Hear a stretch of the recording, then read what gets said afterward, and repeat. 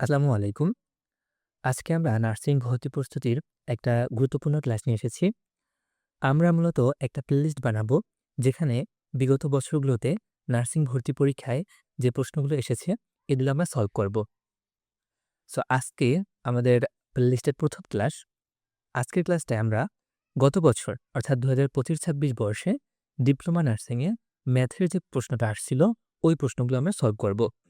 So extra কথাবার্তা না বলে আমরা আমাদের ক্লাস শুরু করি।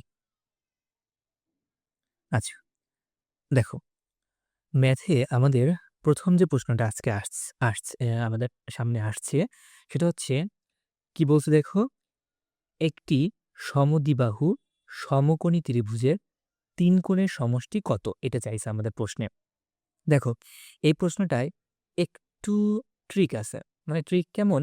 এই যে পার্টটা সমদ্বিবাহু এবং সমকোণী, এই পার্টটা আসলে মানে কোনো দরকার নেই। কোনো ফোকাস দেওয়ারই দরকার নেই। কোনো অ্যাটেনশন দেওয়ারই দরকার নেই। আ এইটা কেন তোমাদেরকে দিয়ে দিছে? কারণ যাদের প্রশ্নটা পড়ে তোমাদের কাছে একটু ভিন্ন মনে হয়, একটু নতুন মনে হয়। মূলত আমাদের যেকোনো ধরনের ত্রিভুজেরই ৩ কোণের সমষ্টি হচ্ছে ১৮০ ডিগ্রি। ১৮০ ডিগ্রি। সো এখানে এটা যদি সমকোণী ত্রিভুজও হয়, তাহলেও ৩ কোণের সমষ্টি ১৮০ ডিগ্রি। যদি স্থূলকোণী, সূক্ষ্মকোণী, সমদ্বিবাহু, সমবাহু অথবা বিষমবাহু যেরকম ত্রিভুজই হোক, তার ৩ কোণের সমষ্টি ১৮০ ডিগ্রি হবে। সো আমাদের উত্তর কোনটা হবে? উত্তর হবে আমাদের ক নাম্বার। এইটা আমাদের অনেক সময় আ কোণের মান জানতে চায়। ধরো এই আমাদের একটা ত্রিভুজ আছে। সো আমরা যেটা বলতেছিলাম, সেটা হচ্ছে আমাদের যে ৩ টা কোণ ত্রিভুজের, এ একটা কোণ, এ একটা কোণ, এ একটা কোণ। ৩ টা কোণের যোগফল কত হবে? ১৮০ ডিগ্রি। অনেক সময় ধরো এই কোণটার মান দেয়া আছে 60 ডিগ্রি, এইটা 50 ডিগ্রি, এই কোণটার মান তখন জানতে চায়। তখন কি হবে? এই যে আমাদের ২ টা কোণ 60 প্লাস 50 অর্থাৎ ১১০ ডিগ্রি। আর ৩ কোণ মিলে হচ্ছে ১৮০ ডিগ্রি। তাহলে ওই ২ কোণ বাদ গেলে থাকে আমাদের 70 ডিগ্রি। তখন এই অ্যাঙ্গেলটা হয় 70 ডিগ্রি। এরকম প্রশ্ন আমাদের অনেক সময় আসে। সো আমাদের এইটা একটু জেনে নিলেই হবে যে ত্রিভুজের ৩ কোণের সমষ্টি হচ্ছে ১৮০ ডিগ্রি। ঠিক আছে? আচ্ছা, আমরা নেক্সট প্রশ্নে চলে যাই। আচ্ছা, নেক্সট প্রশ্নে আমাদের কি বলছে দেখো? নেক্সট প্রশ্নে আমাদের বলছে, আন্তর্জাতিক পদ্ধতিতে দৈর্ঘ্যের একক কোনটা? আচ্ছা, আমাদের এখানে যতগুলো একক আছে সেন্টিমিটার, কিলোমিটার, মিটার, গজ, এগুলো সবই হচ্ছে দৈর্ঘ্য পরিমাপের একক। ঠিক আছে? বাট এখানে আমাদের কি বলছে? আন্তর্জাতিক পদ্ধতিতে। তোমরা অনেকে হয়তো এসআই ইউনিট সম্পর্কে আ পড়ছো, এসআই ইউনিট। সো আন্তর্জাতিক একক বা এসআই এককগুলা কি, কি আছে? আমরা মূলত ৭ টা আমাদের এসআই ইউনিট আছে। কতগুলা? ৭ টা। এইগুলো আমাদের একটু মুখস্থ করতে হবে। শুধুমাত্র দৈর্ঘ্যেরটা না, আমাদের সবগুলোই। যেমন আমাদের এসআই ইউনিটে দৈর্ঘ্যের একক হচ্ছে মিটার, যে প্রশ্নটা এখানে ছিল। এর বাইরে আমাদের যেগুলো জানতে হবে আমরা একটু লিখে নেই দেখো। ভর বা আমরা যেটাকে ওজন হিসেবে চিনি। সো ভরের একক হচ্ছে আমাদের কেজি বা কিলোগ্রাম। কেজি বা কিলোগ্রাম। এরপর আমাদের সময়। সময়ের এসআই একক হচ্ছে সেকেন্ড। সময়ের একক হচ্ছে সেকেন্ড। এবার আমাদের হচ্ছে বিদ্যুৎ প্রবাহ। বিদ্যুৎ প্রবাহ। বিদ্যুৎ প্রবাহের একক হচ্ছে আমাদের এম্পিয়ার। বিদ্যুৎ প্রবাহের একক কি? অ্যাম্পিয়ার। এটাকে আমাদের এডিএল প্রকাশ করা হয়, অ্যাম্পিয়ার। ওকে। নেক্সট আমরা আর আর যে আমাদের ৩ টা আছে, আমাদের তাপমাত্রা। তাপমাত্রার একক হচ্ছে কেলভিন। তাপমাত্রার এসআই একক কি? কেলভিন। এটাকে আমাদের কে দিয়ে লেখা হয়। তারপরে আমাদের হচ্ছে পদার্থের পরিমাণ। পদার্থের পরিমাণ। পদার্থের পরিমাণের একক হচ্ছে মোল। পদার্থ পরিমাণের একক মোল। আর আরেকটা আছে আমাদের আলোক তীব্রতা। আলোক তীব্রতা। এটার একক হচ্ছে ক্যান্ডেলা।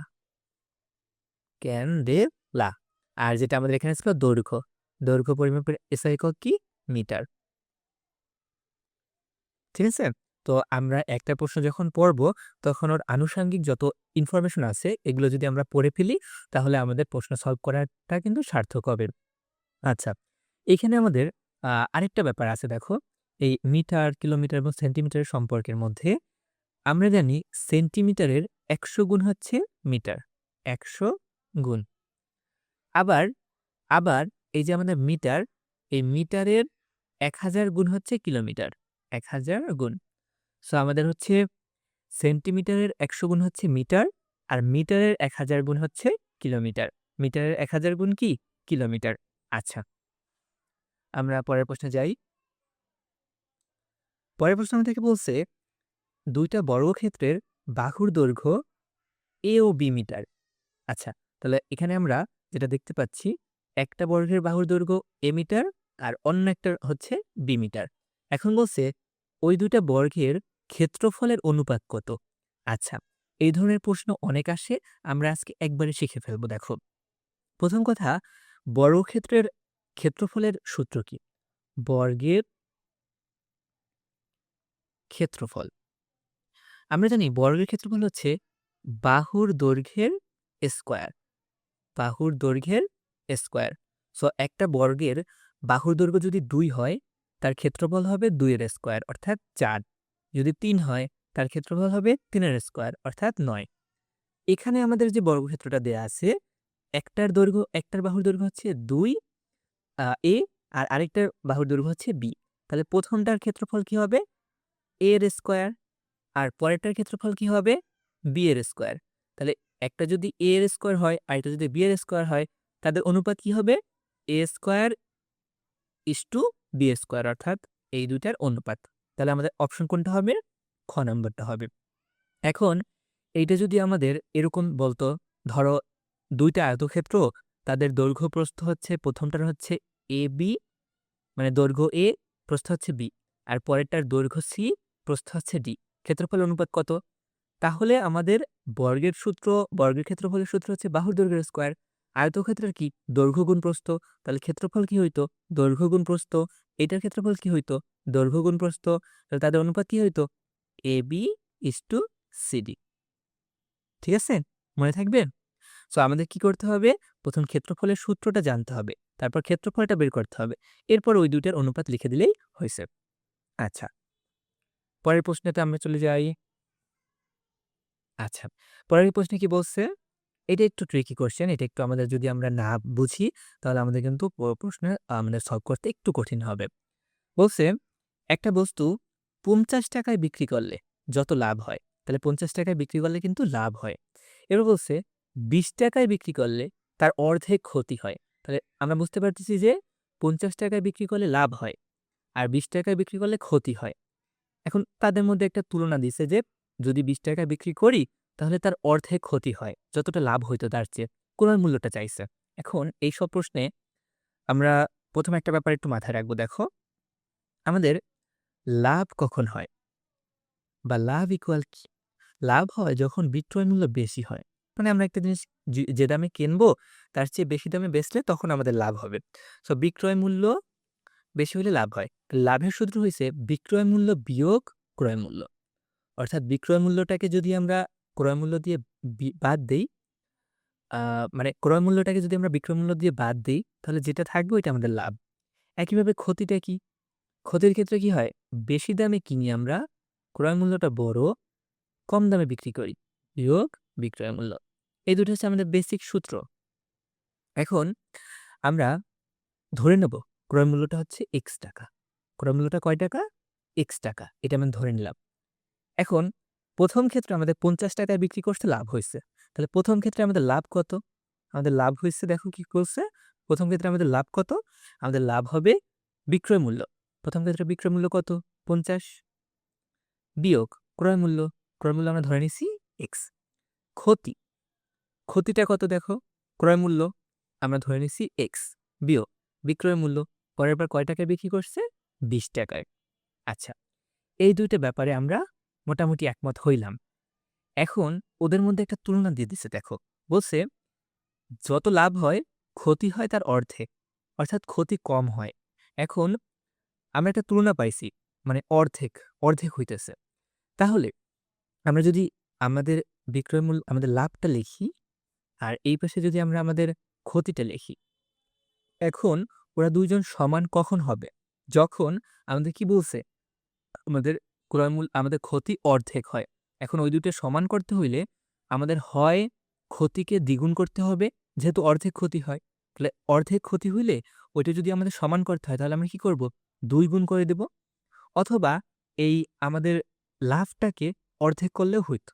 বাট আমরা ওটা না করে আমরা ক্ষতিটাকে দ্বিগুণ করে দিলাম।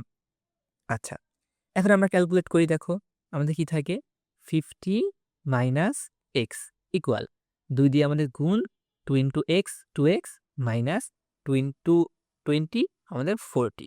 আচ্ছা, এখন আমরা সংখ্যাগুলো একপাশে নিয়ে আসি। 50 মাইনাস 40 ওই পাশে গিয়ে হবে আমাদের plus 40 equal 2x minus x ওই পাশে গিয়ে হবে প্লাস এক্স। আচ্ছা, 50 প্লাস 40 90, 2x আর আরেকটা এক্স 3x। আচ্ছা, আমরা এখান থেকে x এর মানটা বের করব। তাহলে দেখো, আমরা যদি একটু ঘুরায় লিখি 3x ইকুয়াল 90, বা x ইকুয়াল আমাদের কি হবে, এই যে 3 টা গুণাকারে আছে ওই পাশে গিয়ে ভাগ হয়ে যাবে। তাহলে 90 কে 3 দিয়ে ভাগ করলে আমাদের থাকে 30। দেখো, আমরা x এর মানটা পেয়ে গেছি। এবার x এর মানটা কি ছিল? আমরা ক্রয় মূল্য ধরে নিয়েছিলাম x টাকা। তাহলে এখানে ক্রয় মূল্যটাই চাইছে। তাহলে অ্যান্সার কোনটা হবে? আনসার হবে খ নাম্বার। আচ্ছা, নেক্সট প্রশ্ন দেখো। নেক্সট প্রশ্নে আমাদের বলছে, আচ্ছা এটা বীজগণিতের প্রশ্ন আছে। প্রশ্নটা আমাদের বলছে a মাইনাস b এর মান দেয়া আছে 4, a b এর মান দেয়া আছে 60, a প্লাস b এর মান চাইছে। আচ্ছা, এই ধরনের প্রশ্নে আমরা কি করব? আমরা ডিরেক্ট সূত্র ব্যবহার করব। সো a প্লাস b, আচ্ছা এটা আমাদের মেবি স্মল ছিল, বাট আমাদের টাইপিং এ ক্যাপিটাল লেটার হয়ে গেছে। সো a প্লাস b এর মান চাইছে। আমরা a প্লাস b এর কিন্তু মান নির্ণয়ের সূত্র জানি, a প্লাস b এর হোল স্কয়ারের। a প্লাস b এর হোল স্কয়ারের মান নির্ণয়ের সূত্র কি ছিল? সূত্রটা a মাইনাস b এর হোল স্কয়ার প্লাস 4ab। ঠিক আছে? আমাদের a প্লাস b এর হোল স্কয়ারের আমাদের মান নির্ণয়ের সূত্র ছিল a মাইনাস b এর হোল স্কয়ার প্লাস 4ab। তাহলে আমাদের কি হবে দেখো, আমাদের এখানে ছিল a প্লাস b এর whole square equal a minus b এর মান দেয়া আছে 4 এর স্কয়ার প্লাস 4 ইন্টু ab এর মান দেয়া আছে 60, আমরা 60 লিখে নিলাম। তাহলে a প্লাস b এর হোল স্কয়ার ইকুয়াল কত হবে? 4 এর স্কয়ার আমাদের 16 প্লাস আমাদের এই দুটো গুণ করলে হয় 4 ছক 24, 240। আচ্ছা, তাহলে a প্লাস b এর হোল স্কয়ার ইকুয়ালস কত হবে? 16 আর 240 256। তাহলে এখান থেকে আমাদের তো a প্লাস b এর মান চাইছে, তাহলে স্কয়ারটা উঠাই দিতে হবে। তাহলে কি থাকে আমাদের? a প্লাস b ইকুয়াল, যখন আমরা স্কয়ার উঠাই দেব তখন আমাদের বিপরীত পাশে একটা রুট আসবে। আচ্ছা, প্লাস মাইনাস রুট আসে, বাট এখানে আমাদের মাইনাস দরকার নেই যেহেতু অপশনে নাই। আচ্ছা, স্কয়ারের জন্য আমাদের রুট আসছে, রুট 256। আমরা জানি রুট 256 কত? 16। তাহলে আমাদের আনসার কত হবে? আনসার হবে ঘ নাম্বার। সো এখান থেকে তোমাদের কিন্তু জাস্ট এই সূত্রটা আমাদের লাগছে, ঠিক আছে? এই সূত্রটা পারলে আমরা এই ম্যাথটা কিন্তু ইজিলি পারতাম এবং 1 মার্ক আমাদের নিশ্চিত হয়ে যেত। আচ্ছা, নেক্সট প্রশ্নটা দেখো। আচ্ছা, এটা খুবই একটা আমাদের ইজি প্রশ্ন এবং হচ্ছে আমরা যাদের একটু আমাদের আইকিউ ভালো আমরা ইজিলি পারবো। বলা হয়েছে এককের 2 ভাগের 1 অংশকে কি বলে? সো আমরা অনেক সময় বলি না যে আ অর্ধেক তুমি নিবা, ধরো এই একটা আমাদের মোট জিনিস আছে কোনো একটা কিছু, অর্ধেক তুমি নেবা, অর্ধেক আমি নেব। সো এই অর্ধেকটাকে আমরা কি বলি? আধা। আমরা বলি না আধা, আধি ভাগ করো বা অর্ধেক, অর্ধেক ভাগ করো। সো 2 ভাগের 1 অংশকে কি বলে? আধা বলে। আধা বা অর্ধেক বলে। আচ্ছা, এবং আমাদের 1 ভাগ আর অর্ধেক, তো ওইটাকে আমরা কি বলি? দেড় বলি। আমরা 2 ভাগ এবং অর্ধেক, ওইটাকে আমরা কি বলি? আড়াই বলি। সো ওগুলা লাগবে না, ওদের আধাটা মোটামুটি জানলে হইছে। আচ্ছা, আচ্ছা, নেক্সট আমাদের যে প্রশ্নটা ছিল, এই প্রশ্নটা কি বলছে দেখো। আচ্ছা, এটা খুব মজার একটা প্রশ্ন। এটা বলছে ২ অঙ্ক বিশিষ্ট। আচ্ছা, অঙ্ক ব্যাপারটা কি? অঙ্ক হচ্ছে, ধরো আমরা একটা সংখ্যা লিখলাম। আ ধরো আমরা লিখলাম ৭১। সো এই ৭১ সংখ্যাটার ভিতরে ২ টা অঙ্ক আছে। একটা হচ্ছে ৭, একটা হচ্ছে ১। এটা হচ্ছে অঙ্ক। আর এই ২ টা অঙ্ক মিলে হচ্ছে ৭১। এই ৭১ টা হচ্ছে একটা সংখ্যা। এখন বলছে ২ অঙ্ক বিশিষ্ট একটা সংখ্যার অঙ্কের সমষ্টি, অর্থাৎ অঙ্ক দুটো যোগ করলে হবে ১৫ এবং গুণফল ৫৬, অর্থাৎ অঙ্ক দুটো গুণ করলে হবে ৫৬। সংখ্যাটা কত? দেখো, আমরা ইজিলি এটা অপশন দেখে দেখে সলভ করতে পারি। ক নম্বরে কি বলছে? ৭৪। তাহলে ৭৪ তুমি সমষ্টি করো, যোগ করো অঙ্কগুলা। ৭ যোগ ৪ ১১। ১৫ কি হয়েছে? হয় নাই। তাহলে এটা হবে না। পরেরটা দেখো ৭৮। ৭ যোগ ৮ যোগ করো। ৮ আর ৭ ১৫ হইল। পরের শর্তে যাও, গুণফল ৫৬ হইতে হবে। ৭ গুণ ৮ ইকুয়াল ৫৬ হইছে? হয়েছে। তাহলে আমাদের আনসার কোনটা হবে? খ নাম্বার। বাকি ২ টা তুমি দেখো, যোগ করো এবং গুণ করো। হয় যোগ মিলতে পারে অথবা গুণ মিলতে পারে, বাট কখনোই ২ টা মিলবে না। আচ্ছা, এখন এই ধরনের প্রশ্ন আমরা ম্যাথের নিয়মে করব না। আমরা এইভাবে আমাদের যে অপশনগুলো আছে, অপশন টেস্ট করে আমরা সলভ করব। মনে থাকবে? আর যদি ম্যাথের নিয়মে কেউ শিখতে চাও তাহলে এটা এরকম করা যায়। ধরি অঙ্কগুলা হচ্ছে এক্স ও ওয়াই। তো এক্স ও ওয়াই, তখন ১ম আমরা লিখব যোগফল x প্লাস y ইকুয়াল ১৫, আর গুণফল xy ইকুয়াল ৫৬। তারপর এখান থেকে আমরা x এর মানটা এখানে বসায়ে y ওই পাশে নিয়ে এভাবে আমরা সমীকরণ করে করতে পারি। বাট এটা আমাদের দরকার নেই। এই ধরনের প্রশ্নে আমরা সময় বাঁচাবো। আমরা অপশন দেখে সলভ করব। আচ্ছা, নেক্সট প্রশ্নে আমরা যাই দেখো। নেক্সট প্রশ্নে আমাদের কি বলছে? নেক্সট প্রশ্নে আমাদের বলছে, আচ্ছা, খুবই মজার একটা প্রশ্ন। আমরা একটু বেসিক জানলে এ ধরনের প্রশ্ন খুব সুন্দরভাবে সলভ করতে পারবো। বলছে, সমকোণী ত্রিভুজের ভূমি ৩ সেন্টিমিটার, লম্ব ৪ সেন্টিমিটার, অতিভুজের দৈর্ঘ্য কত? এখন আমরা যদি একটা সমকোণী ত্রিভুজ আঁকি, ধরো আমরা একটা সমকোণী ত্রিভুজ আঁকলাম। হ্যাঁ? সো এই যে আমরা সমকোণী ত্রিভুজটা আঁকলাম, এই তি আউচ! আচ্ছা, আমরা আবার আঁকি। সো এই যে সমকোণী ত্রিভুজটা, এই সমকোণী ত্রিভুজটার এইটা হচ্ছে আমাদের সমকোণ, এবং সমকোণের বিপরীত বাহু, এইটার বিপরীত বাহু অর্থাৎ এইটা হচ্ছে আমাদের অতিভুজ।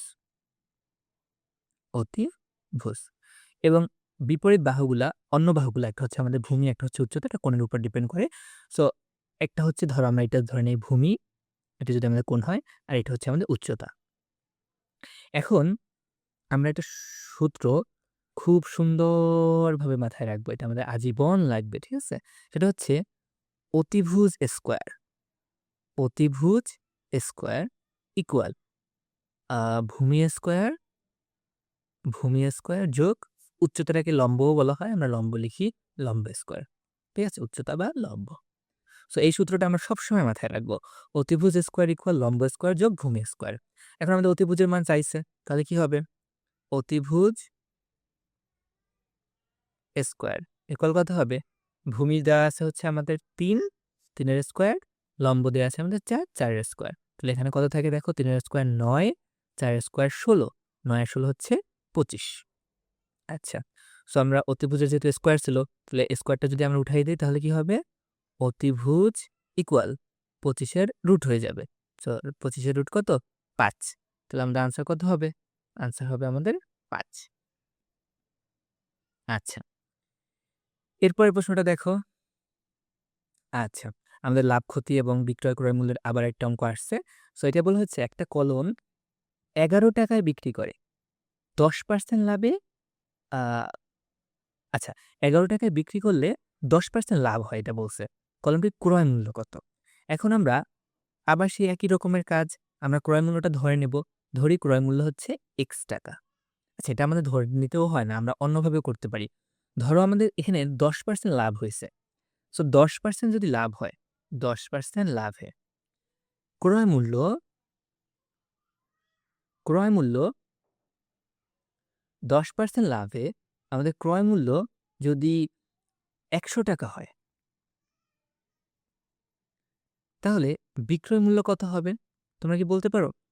ধরো তুমি একটা জিনিস ৳১০০ কিনবা, কিনে বিক্রি করতে চাও। কয় টাকায় বিক্রি করলে তোমার ১০% লাভ হবে বলো তো? যদি তুমি ১০ যোগ করো, অর্থাৎ ৳১১০ যদি তুমি বিক্রি করো, তাহলে আমরা এটা লিখে নেই ৳১১০। এখন তোমার কাছে ক্রয় মূল্যটা চাইছে, হ্যাঁ? সো আমরা এই লাইনটাকে উল্টায় দেব। সো বিক্রয় মূল্য, আমরা এটাকে মূল লিখলাম, ঠিক আছে? বিক্রয় মূল্য ৳১১০, যখন ক্রয় মূল্য কত? ক্রয় মূল্য ৳১০০। ঠিক না? আচ্ছা, তাহলে বিক্রয় মূল্য, এবার আমরা ঐকিক নিয়ম করব। ৳১, তখন ক্রয় মূল্য কত হবে? ১০০ ভাগ ১১০। আর বিক্রয় মূল্য এখানে আমাদের কত আছে? ৳১১ বিক্রি করছে। তো বিক্রয় মূল্য ৳১১, তখন ক্রয় মূল্য কত? ১০০ গুণ ১১ ভাগ ১১০। একটা শূন্য আমাদের কাটে, ১১ কেটে যায়। তাহলে আমাদের ১০ থাকে। তাহলে ক্রয় মূল্য কত? ক্রয় মূল্য হচ্ছে ৳১০। আচ্ছা, নেক্সট প্রশ্ন দেখো। নেক্সট প্রশ্নে আমাদের বলছে, দৈনিক ৬ ঘন্টা পরিশ্রম করে ১০ জন লোক একটা কাজ ৬ দিনে করতে পারে। করল। একই সময় মানে কত? ৬ ঘন্টা। ৬ ঘন্টা পরিশ্রম করে। 15 জন লোক ওই কাজ কত দিনে করতে পারবে? এখানে দেখো আমাদের আমাদের ২ টা অপশন আছে। ২ টা আমাদের পার্ট আছে। সো ১ম পার্টটায় আমরা কাজ হিসাব করব। দেখো কাজ কয় ঘন্টা করছে? ৬ ঘন্টা। কয়জনে করছে? ১০ জনে। কতদিন করছে? ৬ দিন। ইকুয়াল। এবার পরে আমরা হিসাব করব। কয় ঘন্টা করছে? ৬ ঘন্টা। কয়জনে করছে? ১৫ জনে। কতদিন করছে? এটা আমরা জানি না। এটা আমরা ধরে নিলাম x। এখন দেখো এটা হিসাব করো। আমাদের এখানে থাকে ৬ ছক ৬ ৩০, ৩৬০ ইকুয়াল আমাদের এখানে থাকে ৬ ৫ ৯০ ইন্টু x। তাহলে এবার আমরা এটা যদি এপাশে নিয়ে আসি ৯০x ইকুয়াল ৩৬০। অতএব x ইকুয়াল কি হবে? আমাদের ৩৬০ ৯০ টা ওই পাশে গিয়ে ভাগ হয়ে যাবে। এখানে আমাদের থাকে ৪। তাহলে কত হবে? ৪ দিন কাজ করতে হবে। আচ্ছা। নেক্সট প্রশ্ন দেখো। নেক্সট প্রশ্নে আমাদের বলছে একটা দ্রব্য ক্রয় করে ২৫% ক্ষতিতে বিক্রয় করা হয়েছে। হ্যাঁ? কি করছে? ২৫% ক্ষতিতে বিক্রয় করছে। আচ্ছা। তাহলে বলছে বিক্রয় ও ক্রয় মূল্যের অনুপাত কত? সো মজার ব্যাপারটা দেখো। ক্রয় করে ২৫% ক্ষতিতে বিক্রয় করছে। আগের মতো আবার। সো ২৫% ক্ষতি। ২৫% ২৫% ক্ষতি। সো ২৫% ক্ষতিতে আমাদের ওই আগের অঙ্কটার মতো আমরা করব। ক্রয় মূল্য ১০০ হইলে বিক্রয় মূল্য কত? বিক্রয় মূল্য হচ্ছে ওই যে ২৫% ক্ষতি। তাহলে এবার ৳২৫ কম হবে ৳৭৫। বুঝতে পারছো? সো ক্রয় মূল্য ১০০ হইলে বিক্রয় মূল্য হচ্ছে ৳৭৫। এখন তুমি হিসাব করো। বলছে তোমার বিক্রয় ও ক্রয় মূল্যের অনুপাত। বিক্রয় মূল্য হচ্ছে ৭৫ অনুপাত ক্রয় মূল্য হচ্ছে ১০০। এটাই তোমার আনসার। এখন এটাকে একটু তুমি ছোটখাটো করবা। দেখো এটা আমরা হচ্ছে আম ২৫ দিয়ে ভাগ যায়। ৩ ২৫ ৭৫, ওটা হচ্ছে ৪ ২৫ ১০০। তাহলে কত থাকে? 3:4। কোথায় আছে আমাদের? এই যে গ নাম্বারে। আচ্ছা। নেক্সট প্রশ্ন দেখো ১৪ নাম্বার। বলছে আরিফ ও আফিয়ার বয়সের অনুপাত হচ্ছে ৫:৩। আরিফের বয়স ২০ বছর, আফিয়ার বয়স কত? ভালো কথা। সো এখন আমরা এই ধরনের ম্যাথ কি করব দেখো। আমরা ১ম ধরে নেব। ধরি আরিফের বয়স ইকুয়াল এই যে আমাদের ৫ দেয়া আছে না? এজন্য আমরা লিখব 5x। আফিয়ার বয়স যেহেতু ৩ দেয়া আছে আমরা লিখব 3x। এখন দেখো বলছে আরিফের বয়স হচ্ছে ২০ বছর। এই যে আরিফের বয়স 5x, তার মানে কি 5x ইকুয়াল ২০ বছর। তাহলে x ইকুয়াল কত? ২০ ভাগ এই 5 টা এখানে আমাদের ভাগ হয়ে যাবে। তাহলে ৪ থাকে। তাহলে x এর মান কত হয়? ৪। এখন আমাদের প্রশ্নে কি চাইছে? আফিয়ার বয়স চাইছে। অতএব আফিয়ার বয়স কি হবে? আফিয়ার বয়স। আফিয়ার বয়স ছিল 3x। তার মানে 3 ইনটু x আমরা কত পাইছি এখানে? ৪ পাইছি। আচ্ছা আমার বাংলা আর ইংরেজি মিলে যাচ্ছে। যাই হোক। সো 3 ইনটু ৪ তার মানে হচ্ছে 12 বা ১২ বছর। তাহলে আফিয়ার বয়স কত হবে? ১২ বছর। ওকে। সো আমাদের গত বছর আ আমাদের ডিপ্লোমায় এই প্রশ্নগুলোই আসছিল ম্যাথ থেকে। আমরা সবগুলো তোমাদের সলভ করে দিলাম এবং একটু ডিটেইলস সলভ করার ট্রাই করছি যে আশেপাশের কোন ধরনের ম্যাথ আসতে পারে এগুলা থেকে। সো তোমরা ক্লাসটা একটু দেখো। ভালো লাগলে ক্লাসটা শেয়ার করতে পারো। আমাদের রোড টু নার্সিং এর একটা ফেসবুক গ্রুপ আছে। ওইটায় তোমরা যুক্ত হইতে পারো। ইউটিউবের চ্যানেল সাবস্ক্রাইব করতে পারো। আমরা একটা ফুল প্লেলিস্ট বানাবো তোমাদের জন্য। সমগ্র বিগত ৫-৭ বছরে যত ধরনের প্রশ্ন আসছে সবগুলো আমরা সলভ করাবো। তো তোমরা ভালো থাকো। আজকে এই পর্যন্তই। A good bye.